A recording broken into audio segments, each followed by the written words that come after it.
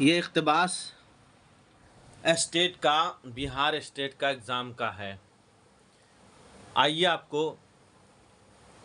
State کے سوالات حل کرواتے ہیں، کس طرح سے آتے ہیں۔ اقبال سیالکوٹ میں پیدا ہوئے۔ شمس العلماء مولوی میر حسن سے فارسی، عربی اور دینی علوم کی حاصل کی۔ سیالکوٹ میں ہی ایک انگریزی اسکول سے انٹرنس کا امتحان پاس کیا۔ اسکاچ مشن اسکول سے FA کیا۔ لاہور میں اعلیٰ تعلیم پائی۔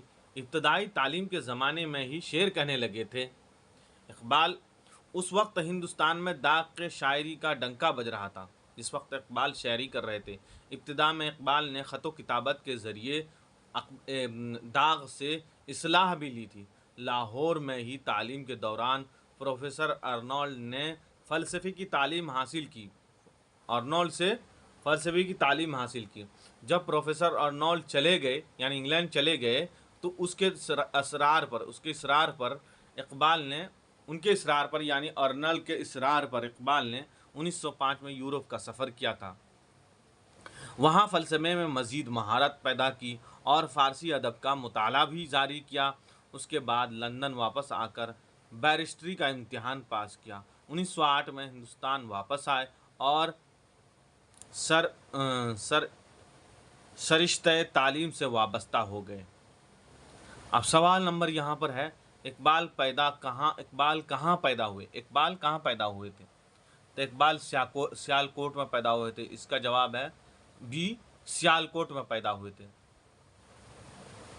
دوسرا ہے، اقبال لندن سے ہندوستان کب واپس آئے تھے؟ تو لندن سے واپس اقبال 1908 میں آئے تھے۔ یہاں پہ لکھا ہوا کہ 1908 میں ہندوستان واپس آئے اور شرشتہ تعلیم سے وابستہ ہوئے، یعنی 1908 میں، یعنی سی کا جواب ہے۔ اقبال نے فلسفے کی تعلیم فلسفہ کی تعلیم کس استاد سے حاصل کی؟ تو پروفیسر ارنولڈ سے۔ انہی کے کہنے پر وہ 1905 میں انگلینڈ بھی گئے تھے۔ ذیل میں دیے گئے مناسب لفظ سے درج ذیل جملہ مکمل کیجیے، یعنی جو دیے ہوئے ہیں ان میں سے ایک انگریزی اسکول انٹر کا امتحان پاس کیا۔ کن میں سے؟ لندن میں، سیالکوٹ، لاہور میں۔ تو انہوں نے کہاں سے؟ تو سیالکوٹ سے انہوں نے انٹر کا امتحان پاس کہاں سے کیا؟ سیالکوٹ سے۔ اقتباس میں یہاں سیالکوٹ بھی مینشن ہے۔ اسکاچ مشن اسکول سے FA پاس کیا تھا۔ اسکول انٹرنس انگریزی، سیالکوٹ ہی میں انگریزی اسکول سے انٹر کا امتحان پاس کیا تھا۔ یہاں پہ اوپر میں دیا ہوا ہے، سیالکوٹ اس کا جواب ہے۔ شمس العلماء مولوی میر حسن سے دینی علوم کے علاوہ اور کون سی تعلیم حاصل کی تھی؟ عربی، فارسی، حسب ذیل میں سے ایک سے زائد ہے۔ اس کا ہے ڈی، 95 کا ڈی ہے۔ 96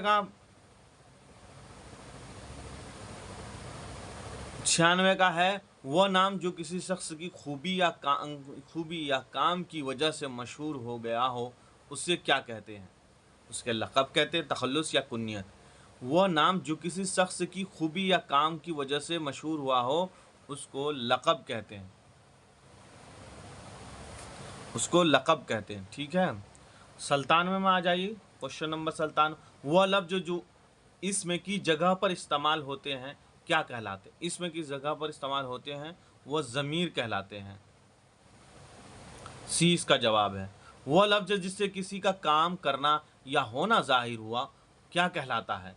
کسی کا کرنا یا ہونا ظاہر ہوتا ہے، وہ کیا کہلاتا ہے؟ تو وہ کہلاتا ہے فعل کہلاتا ہے، ٹھیک ہے۔ ذیل میں سے کون سا لفظ عیش کا مترادف ہے؟ مترادف کہتے ہیں ملتے جلتے کو۔ اس کا جواب ہے سی، عیش کا آرام، ٹھیک ہے، ملتے جلتے الفاظ، آرام۔ 100 کا ہے، وہ الفاظ جو معنی میں ایک دوسرے کی ضد ہوں کیا کہلاتے ہیں؟ وہ الفاظ جو معنی میں ایک دوسرے کے ضد ہوں اس کو متضاد کہتے ہیں. متضاد مطلب ایک دوسرے کا الٹا. اخبار کی جنس کیا ہے؟ اخبار کی جنس مذکر. کیا جنس ہے؟ مطلب مذکر ہے. اخبار مذکر ہے. حسب ذیل میں سے کوئی یہ بات نہیں. 102 پر ندی پہاڑ سے اترتی ہے، اس جملے میں ندی کی جنس کیا ہے؟ ندی پہاڑ سے اترتی ہے، اس جملے میں ندی کی جنس کیا ہے؟ جنس حقیقی، جنس غیر مذکر یا مؤنث کیا ہے؟